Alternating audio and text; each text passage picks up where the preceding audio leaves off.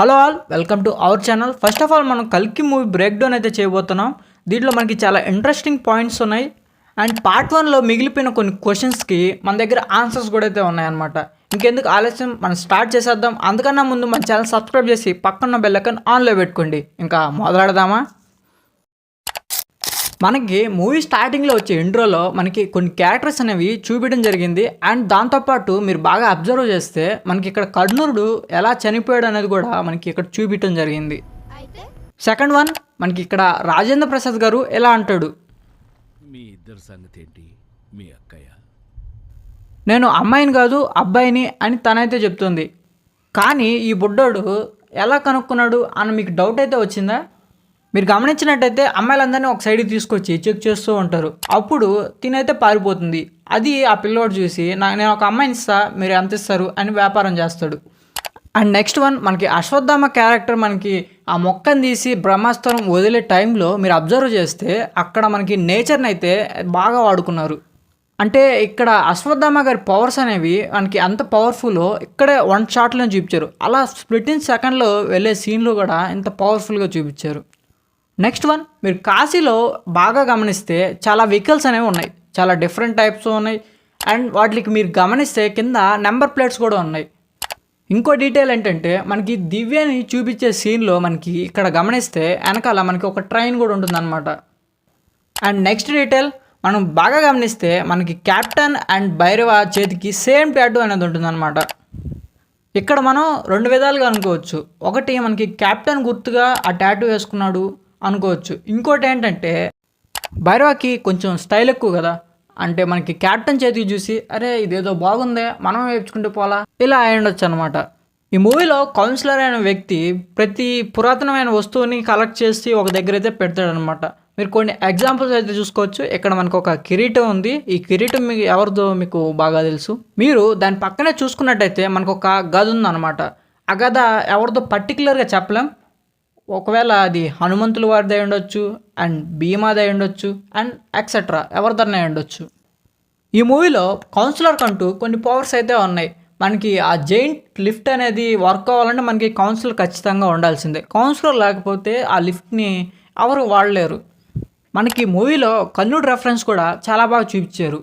మనకి కర్ణుడు ఎలా దొరుకుతాడు మీకు తెలుసు కదా, నేను చెప్పాల్సిన అవసరం అయితే లేదు. అదే రెఫరెన్స్గా సేమ్ యాజ్ టీజ్గా వాడుకున్నారు. మనకి కెప్టెన్కి దొరకటం, కెప్టెన్ దగ్గర బాగా ట్రైన్ అవటం. మూవీలో కమల్ హాసన్ గారు ఒక డైలాగ్ అయితే చెప్తారు, ఎన్ని యుగాలు వచ్చినా ఎన్ని అవకాశాలు ఇచ్చినా మనిషి మారలేడు అని. ఈ సీన్ చూస్తే మనకి బాగా అర్థమవుతుంది. 6000 సంవత్సరాల తర్వాత కూడా పేకాట్లు, జాతకాలు ఇవన్నీ మనిషి నమ్ముతాడు అనమాట. అందుకే కదా భైరవని అమ్మేయాలనుకుంటాడు. కానీ మన భైరవ తెలివైనడు, కెప్టెన్ని అమ్మేశాడు. ఆగండి, నాకు ఒక చిన్న డౌట్ అనేది రేజ్ అయింది. ఆ డౌట్ ఏంటంటే మనకి అర్జునుడి అదే ధనుస్సు, దాన్ని ఏ మనిషి ముట్టుకోలేడు, ఏ మిషన్ పట్టుకోలేదు అన్నప్పుడు దాన్ని కమల్ హాసన్ దగ్గరికి ఎలా తీసుకెళ్లారు? ఏమో నాకైతే తెలీదు. మీకు ఏమైనా తెలుసుంటే కింద కామెంట్ చేయండి. చాలామంది బాగా రేస్ చేసిన క్వశ్చన్ ఏంటంటే రాక్సీ ఎక్కడికి వెళ్ళింది? రాక్సీకి మనకి 70 days అయితే వర్క్ అయితే ఇస్తారనమాట. అండ్ భైరవకి 1 hour వర్క్ మాత్రమే ఇస్తారు. ఈ 1 hourలోనే మన భైరవ ఎంత పెంట చేస్తాడో. మీలో ఎంతమంది కనిపించింది భైరవ ఈ తాతను చూసినప్పుడు కొద్దిగా దాంకొని వెళ్ళిపోతాడు? ఈ తాత ఎవరంటే ఈ తాత కూడా ఒక బౌంటీ హంటర్ అనమాట. మనకి భైరవ ఫైట్ సీన్లో అయితే మనకి ఈ తాతని అయితే చూడొచ్చు. ఆ తాత ఎంచక్క బౌంటీ పట్టుకుని కాంప్లెక్స్కి అయితే వెళ్ళిపోతాడు. అండ్ భైరవని చూసి గుర్తుపడతాడు అనమాట. నెక్స్ట్ వన్, ఈ మూవీలోనే ఐకానిక్ సీన్ ఆ ఇంటర్వెల్ పోర్షన్. మనం ఇంటర్వెల్ పోర్షన్లో గమనిస్తే మనకి 1 drop సేరం మాత్రమే వస్తుంది. తర్వాత తనని కిందకైతే వదిలేస్తారు. వదిలినప్పుడు మీరు బాగా చూసుకున్నట్టయితే ఆ ఫైర్లో మిగతా చుట్టుపక్కల నుంచి కూడా వస్తూ ఉంటారు అనమాట. అంటే వీళ్ళు ఒకే ప్లేస్లో కాకుండా డిఫరెంట్ ప్లేస్లో కూడా మనకి ఎక్స్పెరిమెంట్ అనేది చేస్తూ ఉన్నారనమాట. సుమతి అనే క్యారెక్టర్ మనకి అక్కడ ఫైర్లో నుంచి వెళ్ళేటప్పుడు ఆ నేచర్ కూడా హెల్ప్ చేస్తుంది అనమాట. ఆ ఫైరే మనకి దారిస్తుంది. మనకి ఎగ్జాక్ట్గా సేమ్ కృష్ణుడి రెఫరెన్స్ అయితే ఇక్కడ వాడుకున్నారు. కృష్ణుడిని తీసుకెళ్ళేటప్పుడు మనకి వాటర్ అనేది దారిస్తుంది. ఇక్కడ మనకి ఫైర్ అనేది రెఫరెన్స్కి అయితే వాడుకున్నారు. మనకి ఈ ఇంటర్వెల్లోనే భైరవ కర్ణుడని సగం రివీల్ అయితే చేసేసారు. మనకి ఆ జాతకం చెప్పేటప్పుడు మనకి సూర్యుడు కార్డ్ అనేది వస్తుందన్నమాట. సూర్యుడు ఎవరు? కర్ణుడు వాళ్ళ ఫాదర్ అనమాట. ఇక్కడ మనకి సగం రిప్రజెంట్ అయితే చేశారు. మీరు ఇంకో డీటెయిల్ని గమనించినట్టయితే మనకి 6,000 సంవత్సరాల తర్వాత ఒక స్టార్ అనేది వస్తుందని చెప్పారనమాట. మనకి మూవీ స్టార్టింగ్లోనే ఆ స్టార్ వచ్చినట్టు చూపించేశారు. ఆ స్టార్ వెళ్ళిపోయే లోపల మనకి దీపిక గారు అనేది బిడ్డను అనేది జన్మనివ్వాలి. ఒకవేళ ఇవ్వకపోతే మళ్ళీ 6,000 సంవత్సరాల దాకా వెయిట్ చేయాలి. దీన్ని ఆపడానికి మన యాస్కిన్ ట్రై చేస్తూ ఉంటాడనమాట. ఇది మనకి పార్ట్ 2 యొక్క మెయిన్ ప్లాట్. ఇక పార్ట్ 2లో మనకి అసలైన యుద్ధం అనేది మొదలవుతుంది.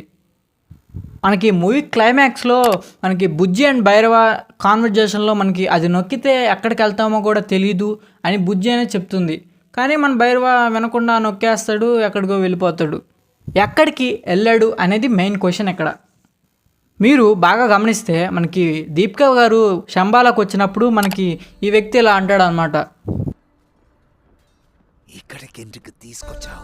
మేబీ ఫ్లాష్ క్లాన్స్ కి తీసుకెళ్ళొచ్చాము, అక్కడ ట్రాక్ చేయలేరు. నో వన్ తినేస్తారు. వీరన్ తను ఇక్కడి నుంచి ఇప్పుడే వెళ్ళిపోవాలి. ఈ ముసలాడు ఇక్కడికి ఎందుకు తీసుకొచ్చావు అంటాడనమాట. అప్పుడు మనం వీరను మనం ఫ్లూక్ ల్యాండ్కి అయితే తీసుకెళ్దామా అంటాడనమాట. అప్పుడు ఈ ముసలాడు నోమన్స్ తినేస్తారు అని అయితే చెప్తాడు.